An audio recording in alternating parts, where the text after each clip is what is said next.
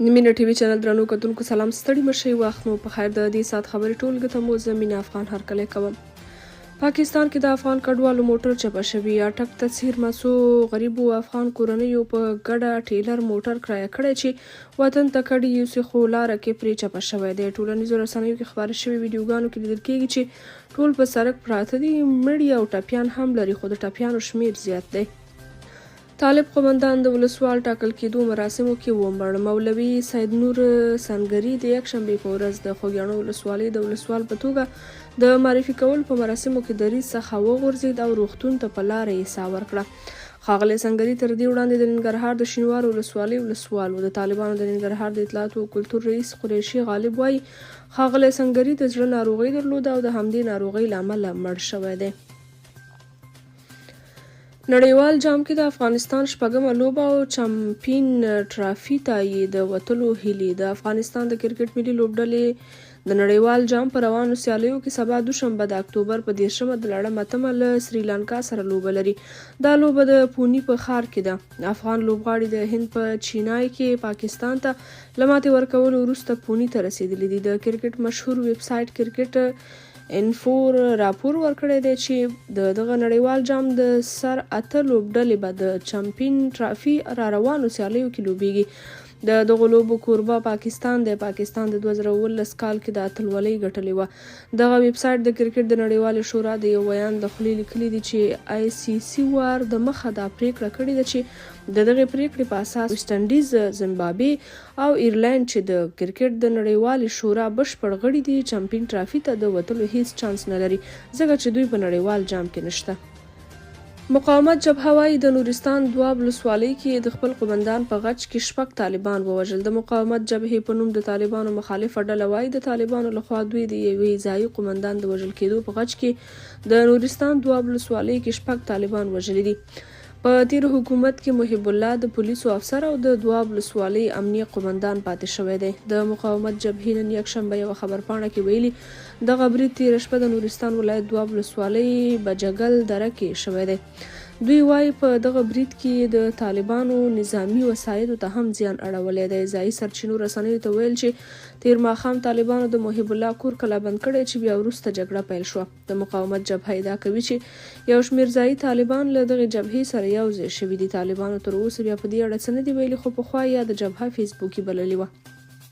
امریکا ایران ته ویلي د فلسطین جګړه کې مداخله مه کوئ. د ایران ولسمشر ابراهیم رئیسي ویلي چې واشنګټن له ایران غوښتي چې د حماس او اسرائیلو په جګړه کې هیڅ اقدام ونه کړي په داسې حال کې چې خپله له اسرائیلو پراخه ملاتړ کوي. هغه پر ایکس ټولنیزه رسنۍ لیکلي چې امریکا د مقاومت پیغامونه واستول خو په میدان کې له عملي او ښکاره غبرګون سره مخ شوه. نوموړي ویلي اسرائیل غزه کې داسې وحشت شروع کړی چې هر کس اقدام ته مجبوروي. نړیوال بانک وايي د افغانستان ملي عواید 8% ډیر شوي. نړیوال بانک د افغانستان په اړه په یوې نوي راپور کې ویلي چې د روان مالي کال په لومړیو 5 میاشتو کې دغه هیواد ملي عواید د تیر کال د همدې مودې پر پرتله 8% ډیر شوي دي. دغه راپور له مخې د روان مالي کال په لومړیو 5 میاشتو کې به د افغانستان ملي عواید 88 میلیارډ افغانیو ته ورسیږي. که څه هم د تیر کال د همدې مودې په پرتله زیاتوالی ښایي خو له ټاکلي هدف څخه 7 میلیارډ افغانۍ کم دی. د نړیوال بانک په راپور کې راغلي د افغانستان صادرات هم د 2023 کال په لومړیو 7 میاشتو کې د تیر کال د همدې مودې په پرتله 3% ډیر شوي خو د سکرو د صادراتو د کمښت له کبله میاشتني صادرات کمیږي. په یاده موده کې واردات 32% زیات شوي او ارزښت یې 1.4 میلیارډ ډالرو ته رسیدلی دی. هرات کې د زلزلو نوي ټکانونه، یو شمېر کورونه یې نړولي. د هرات ولایت یو شمېر اوسیدونکي وایي د تېرې شپې زلزلې یو شمېر هغه کورونه چې په پخوانیو زلزلو کې نیمه تخریب شوي ول بشپړ ویجاړ کړي. د امریکا متحده ایالاتو د امریکا متحده ایالتونو جیولوجیکي سروې ادارې پر خپله ویبپاڼه لیکلي تېره شپه نږدې 11 بجې او 20 دقیقې د ریختر په کچه 5 درجې زلزلې د افغانستان لویدیځ لړزولی دی.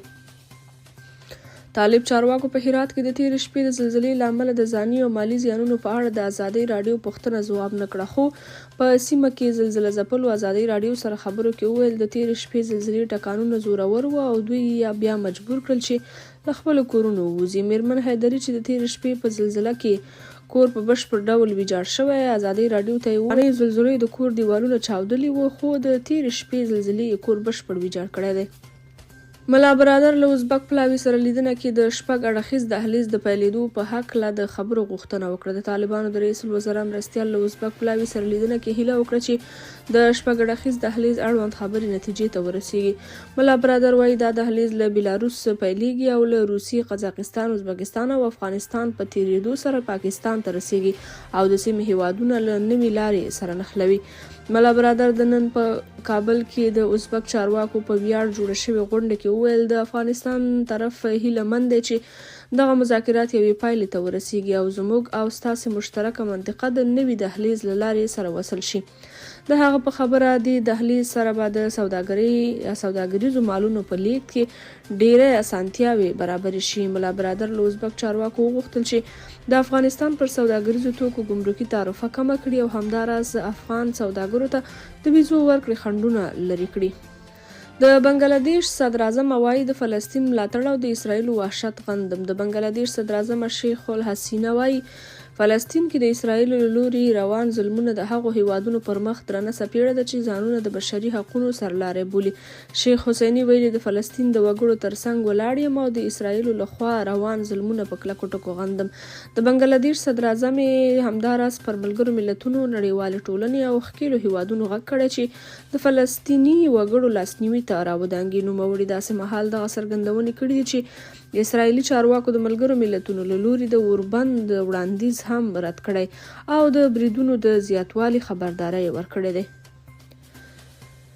د روسیې دفاع وزارت وایي په کریمیا کې مو د اوکراین 14 بي پیلوټ الوتکې نسکوري کړي. د روسیې دفاع وزارت وایي روسي ځواکونو تېره شپه د تور سمندرګي په کریمیا ټاپووزمه کې د اوکراین 14 بي پیلوټ الوتکې نسکوري کړي دي. دغه وزارت نن په ټلګرام کې لیکلي چې تېره شپه د کیف د رژیم د یوې هڅې په چې غوښتل یې له بي پیلوټ الوتکو په استفادې زموږ په قلمرو کې د روسیې فدراسیون خلاف حمله وکړي مخه نیول شوې ده. د دغه وزارت په وینا د دوی د هوایي مدافع دستګاو د اوکراین 14 بي پیلوټ الوتکې ویجاړې کړي دي.